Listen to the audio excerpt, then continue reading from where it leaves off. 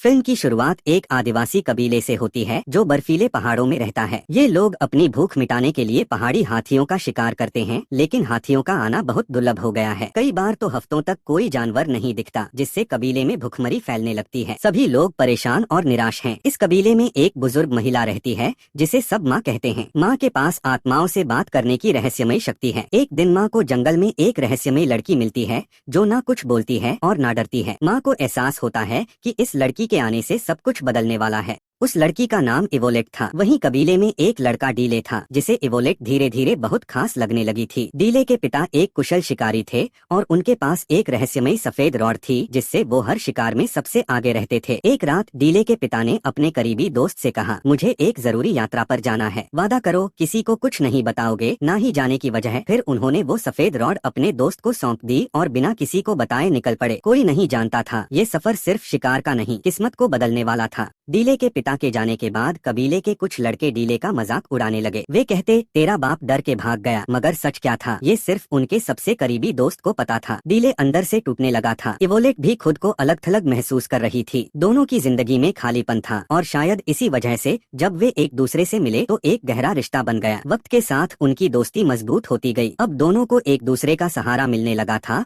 और उनका ये साथ एक नए सफर की शुरुआत करने वाला था। वक्त गुजरता गया और इवोलेट और डीले अब जवान हो चुके थे। दोनों के बीच की दोस्ती अब प्यार में बदल चुकी थी। तभी एक दिन कबीले के पास फिर से हाथियों का झुंड आ जाता है। फैसला होता है जो सबसे पहले हाथी का शिकार करेगा वही इवोलेट से शादी करेगा। उसे सफेद रॉड मिलेगा और वो अगला लीडर बनेगा। इवोलेट कहती है, चलो कहीं दूर जाकर शादी कर लेते हैं, लेकिन डीले साफ मना कर देता है, मैं अपने पिता की तरह भागूंगा नहीं, मैं साबित करूंगा कि मैं लायक हूँ। और फिर वो अकेले ही जंगल की ओर निकल पड़ता है। डीले सबके सामने कहता है, मैं ही हाथी का शिकार करूंगा और तुमसे ही शादी करूंगा। पूरे कबीले में शिकार शुरू होता है। एक विशाल हाथी को जाल में फंसा लिया जाता है, लेकिन वो ताकतवर हाथी जाल तोड़कर भाग निकलता है, मगर जाल का एक हिस्सा उसके शरीर में अटक जाता है। सभी शिकारी उस जाल से लटक जाते हैं, लेकिन हाथी की रफ्तार इतनी तेज होती है कि सबको जाल छोड़ना पड़ता है। सिर्फ डीले ही था जो अब भी मजबूती से पकड़े हुए था। हाथी उसे घसीटता हुआ पहाड़ी की चोटी की ओर ले जाता है, जहाँ डीले की हिम्मत और किस्मत की असली परीक्षा शुरू होती है।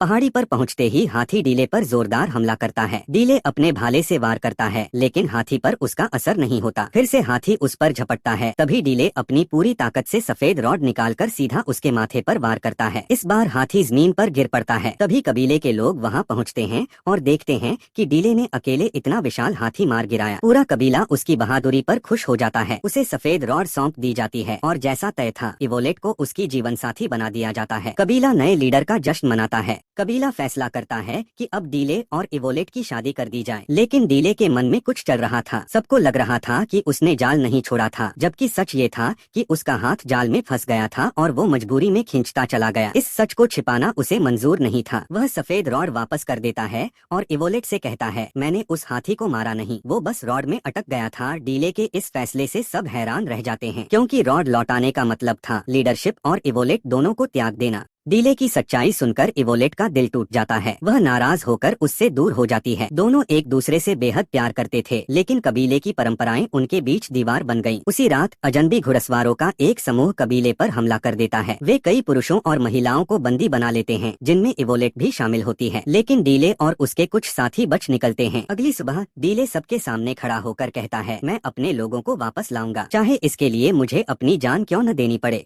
डीले के एक साथी ने कहा, जो उस खतरनाक पहाड़ी रास्ते में गया वो कभी लौटकर नहीं आया। डीले जवाब देता है, तो फिर जिन्होंने हम पर हमला किया वो वहीं से आए थे, अगर वे आ सकते हैं तो हम भी जा सकते हैं। बिना रुके वह हमलावरों और उनके घोड़ों के पैरों के निशानों को फॉलो करता है। उसके साथ कुछ जांबाज साथी भी होते हैं। रास्ता बेहद कठिन था, बीहड़ जंगल, बर्फीली चट्टानें और अजीब सन्नाटा, लेकिन डीले ने ठान लिया था कि चाहे जितनी भी मुसीबतें आएं, वह अपने लोगों को वापस लाकर ही दम लेगा। डीले और उसके साथी बिना रुके चलते रहते हैं, क्योंकि उन्हें अपने लोगों को हर हाल में बचाना था। लंबा सफर तय कर वे पहाड़ों की दूसरी ओर पहुंचते हैं, जहां मैदान शुरू होते हैं। वहीं से आगे बढ़ते हुए वे एक घने जंगल में पहुंचते हैं। अचानक उनकी नजर अपने कबीले के लोगों और इवोलेट पर पड़ती है, जिन्हें बंदी बनाकर कहीं ले जाया जा रहा था। रात के अंधेरे में डीले चुपचाप कुछ लोगों के साथ आगे बढ़ता है और इवोलेट समेत कुछ बंदियों को छुड़ा लेता है, लेकिन दुश्मनों को इसका आभास हो जाता है और वे फिर से पीछा करने लगते हैं। हमले के दौरान डीले का एक साथी गंभीर रूप से घायल हो जाता है। दुश्मन फिर से कबीले के लोगों को पकड़कर आगे ले जाते हैं। डीले अपने घायल दोस्त को घसीटते हुए पीछे आता है। कुछ दूर चलने के बाद भूख उन्हें कमजोर करने लगती है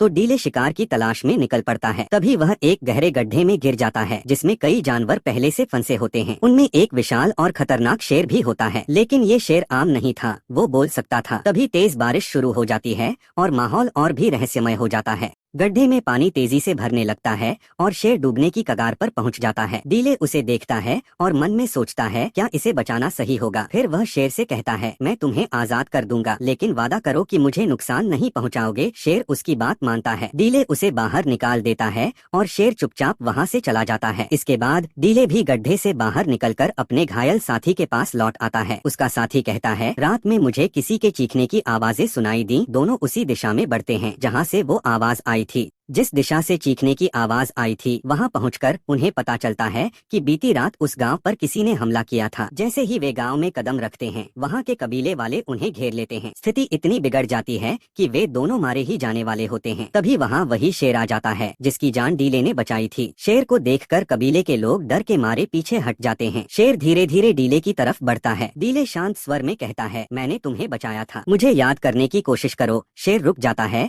और बिना किसी को नुकसान पहुंचाए लौट जाता है। शेर के यूं शांत होकर चले जाने से कबीले के लोग हैरान रह जाते हैं। वे डीले और उसके साथी को आदरपूर्वक अपने गांव ले जाते हैं और उन्हें खाना व आराम देते हैं। डीले पूछता है, तुम लोग हमारी भाषा कैसे जानते हो? एक बुजुर्ग जवाब देता है, कई साल पहले एक आदमी यहाँ आया था, वो किसी सुरक्षित जगह की तलाश में था, उसी से हमने तुम्हारी भाषा सीखी। यह सुनकर डीले चौंक जाता है। वो समझ जाता है कि वो आदमी कोई और नहीं बल्कि उसके पिता थे। भावुक होकर वो पूछता है, क्या आप जानते हैं वो इस समय कहाँ हैं? डीले पूछता है, वो आदमी अब कहाँ है? कबीले के लोग बताते हैं, उसे डीम सोल्स अपने साथ ले गई। हमारे कुछ लोग भी उनके साथ चले गए। वो जगह ऐसी है जहाँ से आज तक कोई लौटकर नहीं आया। फिर वे कहते हैं, अब तुम ही हमें वहाँ ले जा सकते हो। डीले हैरान होकर पूछता है, मैं ही क्यों? कबीले का लीडर बताता है, हमारी भविष्यवाणी थी, एक दिन एक ऐसा व्यक्ति आएगा जो शेर से बात करेगा और सबकी जान बचाएगा। फिर आसपास के कबीले वालों में ये बात फैल जाती है, शेर से बात करने वाला आ चुका है। डीले का साथी धीरे से कहता है, मैं हमेशा तुम्हारे साथ हूँ।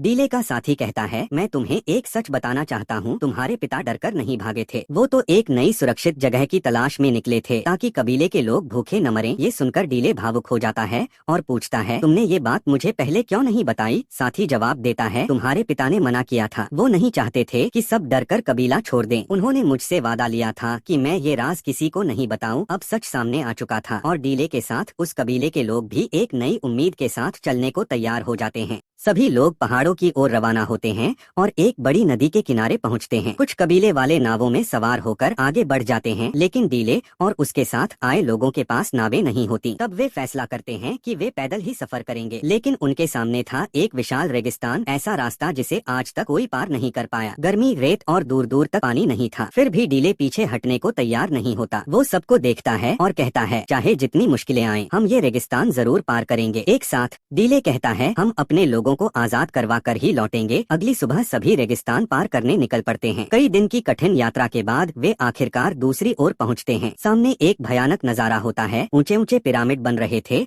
और बड़ी संख्या में लोग गुलामी में काम कर रहे थे। इन लोगों को जबरन पकड़कर यहाँ लाया गया था ताकि उनसे बिना रुके निर्माण कराया जा सके। वहाँ के सैनिक अपने लीडर को गॉड मानते थे। डीले और उसके साथी छिपकर यह सब देख रहे थे और अब उन्हें समझ आ गया था कि असली लड़ाई तो अब शुरू होने वाली है। वो लोग कहते हैं कि उनका गॉड आसमान से उड़कर आया है। उसका चेहरा किसी ने कभी नहीं देखा। वो हमेशा पर्दे के पीछे रहता है और केवल आदेश देता है। उसका एक ही हुक्म होता है, गुलामों से काम जल्दी पूरा करवा। डीले और उसके साथ आया कबीले का सरदार चुपचाप गुलामों के टेंट में पहुंचते हैं। वहाँ एक अंधा आदमी लाया जाता है जो सबको बताता है 3 गॉड थे, अब सिर्फ एक बचा है। डीले पूछता है, उसे हराया कैसे जा सकता है? अंधा आदमी धीरे से कहता है, उसे सिर्फ वही हरा सकता है जो खुद को भगवान न समझे। अंधा आदमी बताता है कि गॉड को डर है सिर्फ उस इंसान से जिसकी त्वचा पर एक खास निशान हो, ऐसा निशान जो अंतरिक्ष में दिखने वाले पैटर्न जैसा हो। भविष्यवाणी कहती है कि वही इंसान सारे गुलामों और कबीले वालों को आजाद करेगा। तभी डीले से पूछा जाता है, क्या तुम्हारे शरीर पर ऐसा कोई निशान है? लेकिन डीले चुप रहता है, कोई जवाब नहीं देता। वहीं उसे ये भी पता चलता है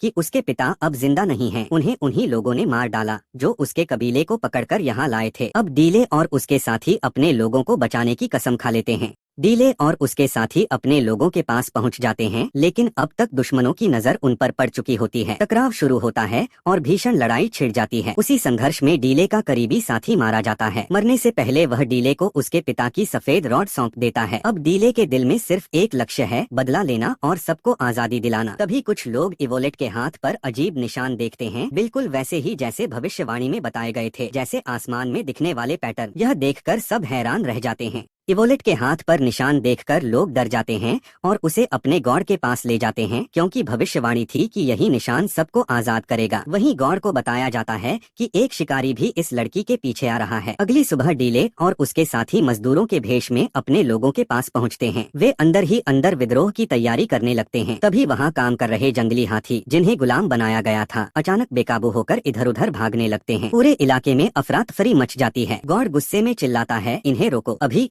गॉड आदेश देता है, इवोलेट को बाहर ले जाओ और अगर वो नहीं माने तो उसे वहीं खत्म कर दो। गॉड के लोग इवोलेट को बाहर लाते हैं। दूर खड़े डीले और उसके साथी उसे देखकर रुक जाते हैं। तभी अचानक गॉड खुद बाहर आता है। सब छिप जाते हैं। गॉड का एक आदमी ऐलान करता है, जो इस लड़की को जानता है सामने आए, उसे लेकर जा सकता है। वादा है इस बार हम नहीं रोकेंगे। तब डीले सामने आता है और कहता है, मैं इवोलेट को लेकर जा सकता हूँ, लेकिन हमारे बाकी साथियों का क्या? चारों तरफ सन्नाटा छा जाता है। गॉड कहता है, ये लोग अब हमारे हैं, हमारे गुलाम। उसकी ये बात सुनकर डीले गुस्से से भर जाता है और साफ इनकार कर देता है। वह अपनी सफेद रॉड उसकी ओर फेंकता है, जो सीधे गॉड के शरीर को चीरती हुई निकल जाती है। सब सन्न रह जाते हैं। डीले चिल्लाता है, देखो ये भी हमारी तरह एक इंसान था, जिसे दर्द होता था, जो मारा जा सकता है। इसके बाद दोनों पक्षों के बीच भयंकर युद्ध छिड़ जाता है। अंत में डीले और उसके लोग जीत जाते हैं, मगर वही व्यक्ति जिसने डीले के लोगों को बंदी बनाया था, अब भागने की कोशिश करता है। जैसे ही जीत करीब होती है, एक धोखेबाज तीर चलाता है, जो सीधा इवोलेट को लग जाता है। इवोलेट की मौके पर ही मौत हो जाती है। डीले गुस्से से उस हमलावर को मार गिराता है। उसने अपने कबीले और गुलामों को बचा लिया, लेकिन कई अपनों को खो दिया था। दूर पहाड़ों से माँ सब देख रही होती है। वह अपनी शक्ति डीले और इवोलेट तक भेजती है और अपनी जान देकर इवोलेट को दोबारा जीवन देती है। जाने से पहले वो सभी लोग जिन्होंने डीले को सहारा दिया था, उससे कहते हैं, तुम अब सिर्फ हमारे लीडर नहीं, हमारी उम्मीद हो।